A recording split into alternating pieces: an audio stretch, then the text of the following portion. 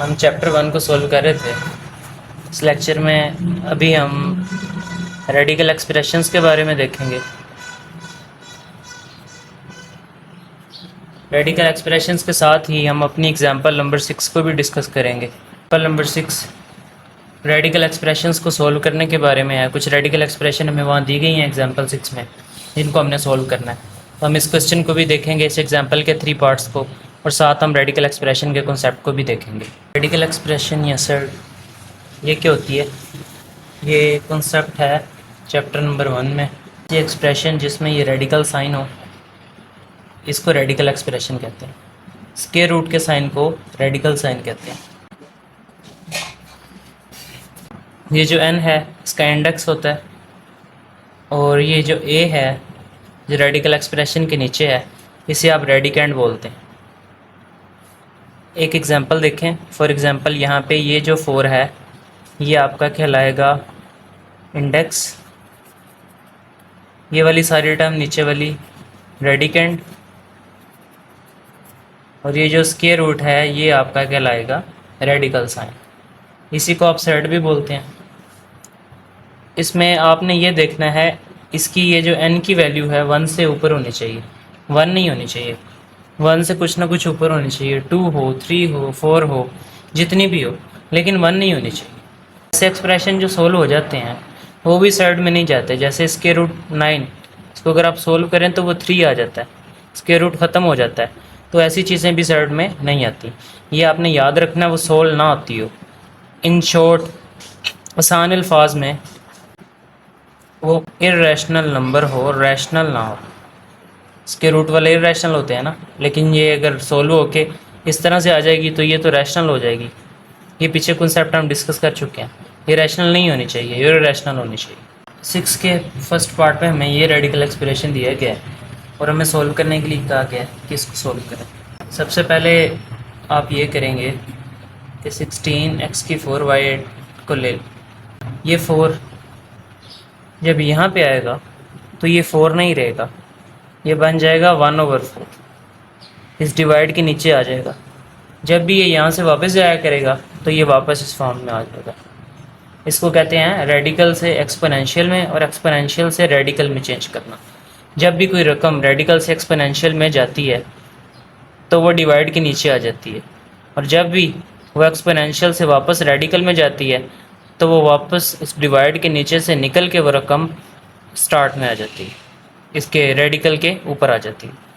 अब हर एक के ऊपर मैं अलहदा से 1/4 लिख रहा हूँ। 16 के ऊपर अलहदा से मैंने 1/4 डाल दिया, x की 4 के साथ अलहदा से 1/4 को मल्टीप्लाई कर दिया, y की 8 के साथ सेपरेटली मैंने 1/4 को मल्टीप्लाई कर दिया।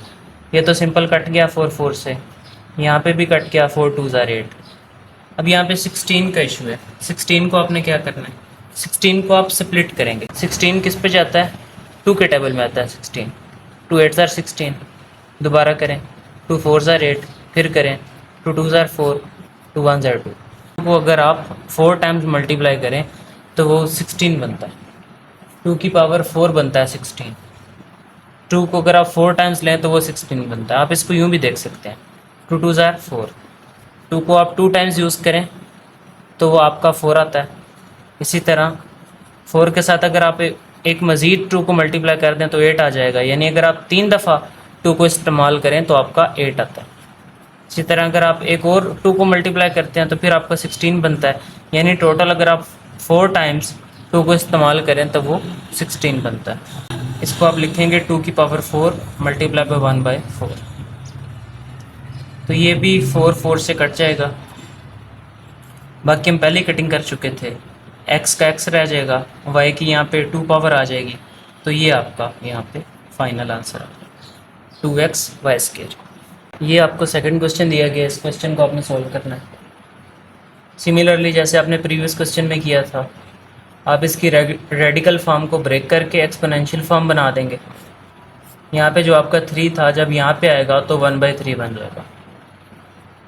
ये रेडिकल से एक्सपोनेंशियल में चेंज करने का तरीका था कि 3 आपका 1/3 बन जाता है, और जब वापस जाएगा तो अगेन ये स्टार्ट में रेडिकल के ऊपर चला जाएगा। अब सेपरेट करते हैं। 27 के ऊपर 1/3 सेपरेट आ गया, x की 6 के ऊपर 1/3 सेपरेट आ गया, y की 9 के ऊपर 1/3 सेपरेट आ गया, z क्यूब के ऊपर z की 3 के ऊपर 1/3 सेपरेट आ गया। यहाँ पे कटिंग हो रही है, 3 3 से गया, यहाँ पे भी 3 3 ज़ार 9, यहाँ पे भी 3 2 ज़ार 6। अब ये 27 रह गया। 27 को आप क्या करेंगे, जैसे पिछले क्वेश्चन में आपने स्प्लिट किया था वैसे ही देख लें कौन से टेबल पे जाता है। 27 आता है 3 के टेबल में। 3 9 ज़ार 27, 3 3 ज़ार 9, 3 1 ज़ार 3। तो 27 3 की कितनी पावर्स बनता है, 1 2 3। 3 टाइम अगर आप 3 को मल्टीप्लाई करें तो वो 27 होता है।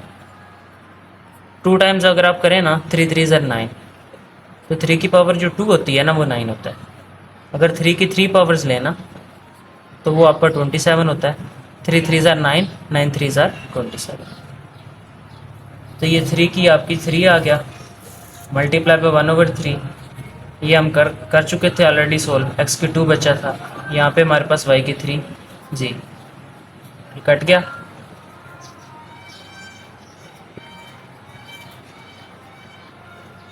ये आपका फाइनल आंसर आ जाएगा। नेक्स्ट क्वेश्चन थर्ड आपको दिया गया इस एग्जाम्पल में 64 के ऊपर -4/3 पावर है। सबसे पहले मैं इसे पॉजिटिव करूँगा, इस सारे को मैं नीचे ले जाऊँगा। जब आप इस सारे को नीचे लिखेंगे तो ये माइनस आपका ख़त्म हो जाएगा, ये माइनस चेंज होकर आपका पॉजिटिव में चला जाएगा। अब नेक्स्ट स्टेप क्या है, और तो कोई रकम है नहीं, ना एक्स है ना वाई है ना जी है ना साथ इसके कुछ और है, खाली 64 है। 64 को आपने सेपरेट करना है। 64 वैसे तो के टेबल में भी जाता है, 4 के टेबल में भी जाता है। यहाँ पे इन्होंने इसको 4 के टेबल पे किया। अगर आप इसे 4 के टेबल में करेंगे तो ये आपके पास आएगा 16। फिर आप करेंगे तो 4 4 ज़ार 16, 4 1 ज़ार 4, तो ये बनता है 4 की पावर 3। 4 की पावर 3 मल्टीप्लाई बाय जो ऑलरेडी पावर ऊपर थी 4/3, 3 3 से कट जाएगा, 1 डिवाइडेड बाय 4 की पावर 4। तो कैलकुलेटर के ऊपर आप लिखेंगे 4 की पावर 4। कैलकुलेटर के ऊपर ना ये बटन है, ये पावर के लिए इस्तेमाल होता है। आप 4 दबाएंगे, इस बटन को प्रेस करेंगे, फिर 4 डालेंगे तो आपको ऑटोमेटिकली आंसर कैलकुलेट करके 1/256 दे देगा। बुक में इसको स्प्लिट किया गया, 4 की पावर ही बनाया गया 64 को ना। 4 मल्टीप्लाई बाय 4 16 होता है, और 16 मल्टीप्लाई बाय 4 64 होता है। यानी 64 बनाने के लिए आपको 4 की 3 पावर्स को यूज़ करना पड़ता है। 16 बनाने के लिए 2 पावर्स को यूज़ करना पड़ता है।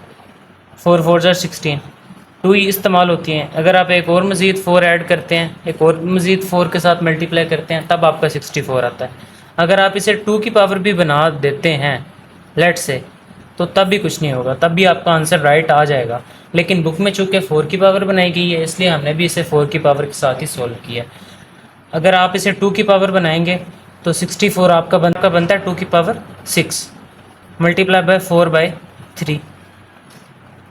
2 2 ज़ार 4, 4 2 ज़ार 8, 8 2 ज़ार 16, 16 2 ज़ार 32, 32 2 ज़ार 64। तो टोटल 6 टाइम आपका 2 इस्तेमाल होता है 64 के लिए। 2 की पावर 6 होगा आपका 64, तो ये मैंने यहाँ पे लिखा है। 3 2 ज़ार 6, 2 को आप 4 के साथ मल्टीप्लाई करेंगे 8 आ जाएगा। वही कैलकुलेटर पे आप 2 प्रेस करेंगे, पावर का बटन दबाएंगे, 8 प्रेस करेंगे तो आपको निकाल के देगा 256। तो जिस मर्ज़ी आप मेथड से आ जाएं आप आंसर तक पहुंच जाएंगे, लेकिन बुक में ये मेथड इस्तेमाल किया गया। तो अभी कोशिश करें कि 64 को 4 का क्यूब बनाएं, 4 की ही 3 बनाएं, तो वो 64 आ जाएगा। वीडियो अच्छी लगी हो तो चैनल को लाइक भी करें, सब्सक्राइब भी करें। अगर कहीं डाउट हो तो कमेंट भी करें।